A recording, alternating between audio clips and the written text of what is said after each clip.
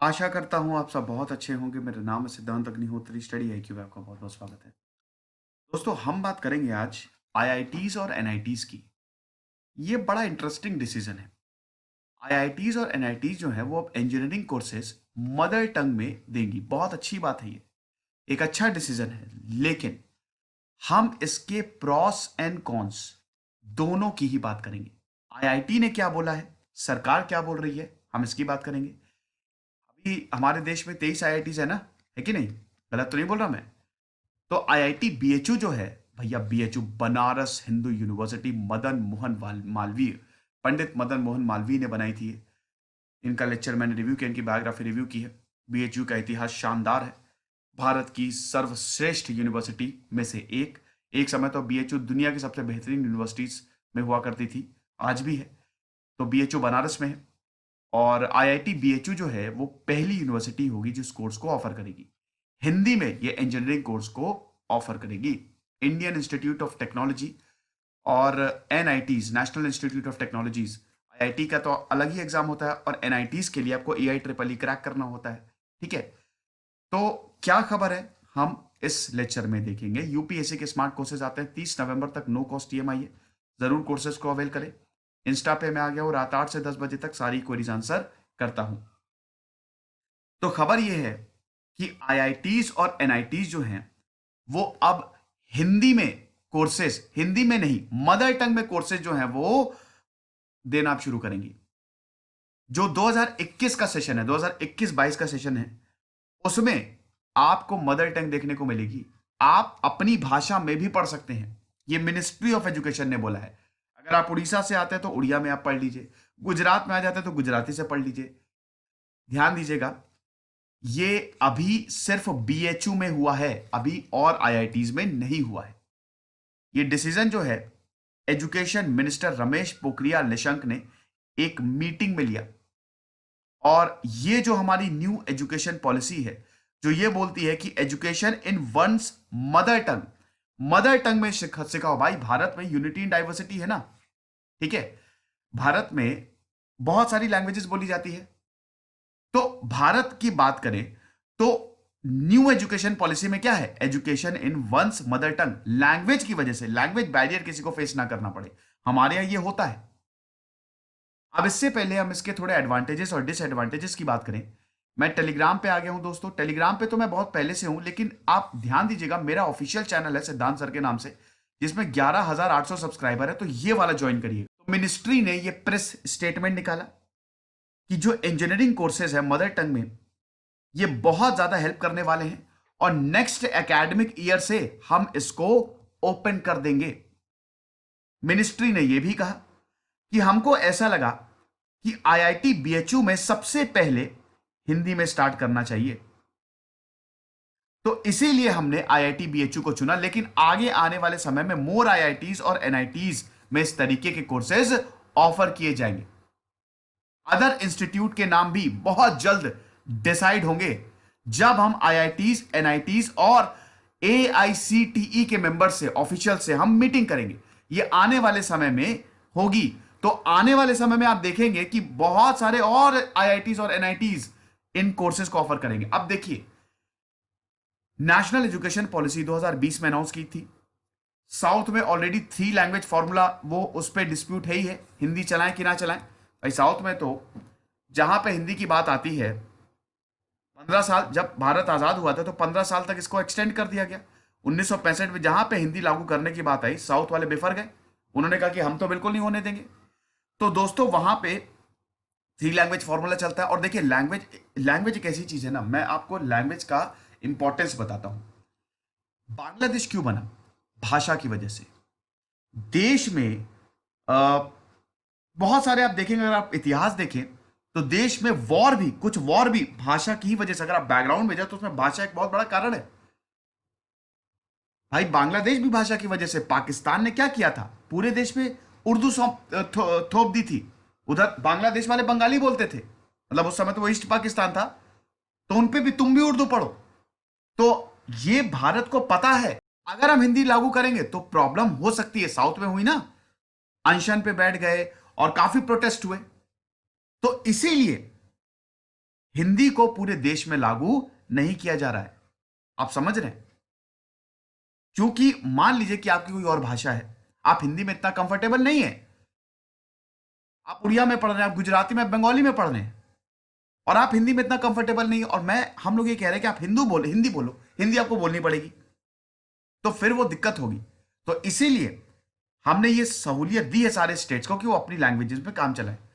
अब प्रॉब्लम ये होती है कि हम हिंदी से ज्यादा इंग्लिश को तवज्जो देते हैं।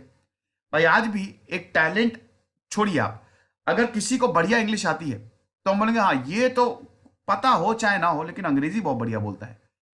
ये अनफॉर्चुनेट ट्रुथ है। अब इसका सबसे बड़ा एडवांटेज ये है कि कई बार ऐसा होता है कि बहुत टैलेंटेड बंदा होता है, बहुत ज्यादा, लेकिन वो इंग्लिश में नहीं पढ़ पाता है। हमारे यहाँ आईआईटीज एनआईटीज में सारी पढ़ाई इंग्लिश में ही होती है ना। इनफैक्ट अगर आप एनपीटीईएल के लेक्चर्स भी देखेंगे यूट्यूब पे, आईआईटीज कोर्स चलाती है, ठीक है, अगर आपको पढ़ना है तो आप एनपीटीईएल के लेक्चर देख लो, फिजिक्स समझ जाओगे, मैथ समझ जाओगे, लेकिन वो भी इंग्लिश में है। तो वही समझ सकता है जिसको अंग्रेजी आती हो। तो रीजनल टंग, रीजनल मदर, मतलब जो रीजनल हमारी लैंग्वेजेस है, वो क्या करे, बहुत टैलेंटेड है लेकिन लैंग्वेज की वजह से वो नहीं आगे पढ़ पाते। तो ये डिसीजन उस कंटेक्स्ट में बहुत बढ़िया है कि जिनको हिंदी में पढ़ना आप हिंदी में पढ़ो।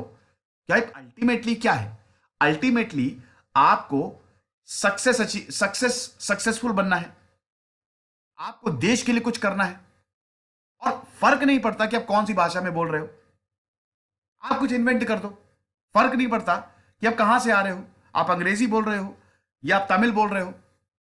अल्टीमेटली टैलेंट सबसे इंपॉर्टेंट होता है, मेरिटोक्रेसी है भारत में, लेकिन ये इतना हमको देखने को नहीं मिलती है क्योंकि जब ये बच्चे, आईआईटी बहुत मुश्किल एग्जाम होता है, हालांकि अभी जेईई मेंस में 9 रीजनल लैंग्वेज को अलाउ कर दिया गया, लेकिन दोस्तों इसमें बच्चे एग्जाम तो क्रैक कर लेते हैं, लेकिन जब आईआईटीज में जाते हैं, जब वो अंग्रेजी देखते हैं तो बड़ी प्रॉब्लम हो जाती है कि यार कैसे करें। तो उनको 4 गुना ज्यादा मेहनत करनी पड़ती है। पहले तो अंग्रेजी सीखो, क्योंकि भाई इंग्लिश और हिंदी में जमीन आसमान का फर्क है। इंग्लिश में जो टर्म यूज होते हैं वो हिंदी में थोड़ी ना यूज होंगे।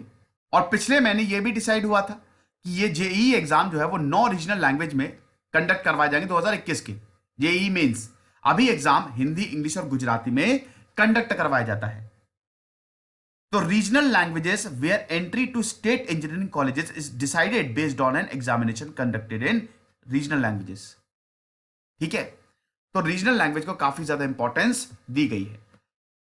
इस मीटिंग में दोस्तों यह भी डिसाइड हुआ, इस मीटिंग को रमेश पोखरियाल निशंक जो हैं वो हेड कर रहे थे, जो यूनियन मिनिस्टर हैं। इसमें यह भी डिसाइड हुआ कि जो एनटीए है, नेशनल टेस्टिंग एजेंसी, ये भी सिलेबस के साथ आएगी with for competitive exam. School education board के एग्जिस्टिंग सिनारियो को स्टडी करेगी एनटीए और उसके बाद सिलेबस बनाएगी कॉम्पिटेटिव एग्जाम्स के लिए। अब दोस्तों आईआईटी का क्या कहना है? प्रॉस तो हमने देख ली, इसकी दिक्कत ये है भैया फैकल्टी कहां से लाओगे? आईआईटी के डायरेक्टर का ये कहना है कि देखो अभी ही हमको फैकल्टी में दिक्कत हो रही है, इंग्लिश फैकल्टी को ही ढूंढने में दिक्कत हो रही है। इतने कम समय में 1 साल का खाली वक्त दिया, या तो आप थोड़ा वक्त ज्यादा दो, वक्त ज्यादा दोगे तो ठीक है। 1 साल के वक्त में इस चीज को इंप्लीमेंट करना, ये बोलते हैं that is next to impossible. ये आईआईटी के डायरेक्टर का कहना है। हम भाषा के आधार पे किसी भी स्टूडेंट को डिनाई नहीं कर सकते, ये बिल्कुल फेयर नहीं होगा, ये बताते हैं। लेकिन अगर मान लो किसी को उड़िया में पढ़ना है, किसी को गुजराती में पढ़ना है, तो हम उड़िया की फैकल्टी, गुजराती की फैकल्टी कहां से लाएंगे? अभी ही हम स्ट्रगल कर रहे हैं, इंग्लिश फैकल्टीज ही हमको नहीं मिल रही हैं। स्टेट इंजीनियरिंग कॉलेजेस जो हैं ये इंप्लीमेंट कर सकते हैं, क्योंकि स्टेट इंजीनियरिंग कॉलेज, जैसे वेस्ट बंगाल में कोई कॉलेज है तो यस वहां पे बंगाली में हो सकता है। तो state engineering colleges can gradually implement the same offering the courses in the state languages. ऊपर से लॉजिस्टिक इश्यूज भी, इसको भी हाईलाइट किया गया है, ये भी एक बॉटलनेक है। अवेलेबिलिटी ऑफ फैकल्टी तो है ही है कि मदर टंग में कौन पढ़ाएगा। भाई आईआईटी को पढ़ाना है आपको, ध्यान दीजिएगा, आईएएस को पढ़ाना, आईआईटी को पढ़ाना, मतलब आईएएस के स्टूडेंट्स को पढ़ाना, आईआईटीज में जिसने एडमिशन ले लिया है उसको पढ़ाना, ये कोई मजाक बात है क्या? सब ये एक तरीके से एक टैलेंट है ये आईआईटीज में जो आता है, तो उनको पढ़ाने के लिए आपको डबल टैलेंटेड होना पड़ेगा। तो पहले तो वही ढूंढ के आओ, उसके बाद क्लासेस को भी डिवाइड करना पड़ेगा। एक क्लास में 50 लोग हैं, एक बंगाली है, एक गुजराती है, एक तमिलियन है, एक मलयाली है, तो भैया 50 लोगों की क्लास तो 12-13 में डिवाइड हो जाएगी। यह भी एक बहुत बड़ा इशू रहेगा। और the most important thing is books. सारी बुक्स को रिप्रिंट करना पड़ेगा। क्या वाकई बुक्स अवेलेबल रहेंगी इन लैंग्वेजेस में, यह एक बहुत बड़ा सवाल है। तो कुल मिला के बात करें, लैंग्वेज, रीजनल लैंग्वेज में एजुकेशन देना यह बहुत अच्छा आइडिया, ये डेमोक्रेटिक है और एक तरीके से यह मेरिटोक्रेसी को सपोर्ट करता है। आपको जान के हैरानी होगी कि भारत में हम इंग्लिश करते हैं। आप चाइना चले जाइए, आप रशिया चले जाइए, वहां पे अंग्रेजी बहुत कम लोग बोल पाते हैं, वो अपनी रीजनल लैंग्वेज ही प्रेफर करते हैं। लेकिन इसके लिए आपको प्रॉपर इंफ्रास्ट्रक्चर चाहिए, नई किताबें, नए टीचर्स, टेक्निकल एजुकेशन। उसी में ये जो प्रोजेक्ट है ये अगले साल शुरू होना है, लेकिन कम से कम 3-4 साल इसमें चाहिए इंफ्रास्ट्रक्चर डेवलप करने के लिए। आइडिया बहुत बढ़िया है, लेकिन क्या इतनी जल्दी ये हो पाएगा, ये बहुत बड़ा सवाल है। वैसे ही कोविड-19 में बहुत बुरी हालत है, स्कूलों की बहुत ज्यादा बुरी हालत है। जेईई की बात करें तो उसमें देखा ही आपने कि कितनी बुरी, मतलब कितने बच्चों ने प्रोटेस्ट किया कि आप इस एग्जाम को कंडक्ट ना करवाइए। उसके बाद यूजीसी की जो फेलोशिप्स है उसके डिस्पर्जन में प्रॉब्लम है। बहुत सारे स्कॉलर्स ये बोल रहे हैं कि अभी तक हमको यूजीसी की फेलोशिप नहीं मिली। यहां पे सरकार ने बोला है कि सारे जितने भी मतलब यूनिवर्सिटी ग्रांट कमीशन को उन्होंने ये बोला है कि सबको स्कॉलरशिप मिले, फेलोशिप मिले। देखेंगे दोस्तों आगे क्या होता है। फिलहाल ये डिसीजन मेरे हिसाब से देखें तो एक बहुत बढ़िया डिसीजन है, ठीक है, बट वही है कि इसके लिए थोड़ा सा आपको टाइम देना चाहिए। बहुत जल्दी में, मतलब 1 साल के अंदर अंदर ये शायद मुश्किल होगा इंप्लीमेंट करना। आपकी क्या राय है मुझे जरूर बताइए। खुश रहिए, पढ़ते रहिए। दिस इज सिद्धांत अग्निहोत्री साइनिंग ऑफ।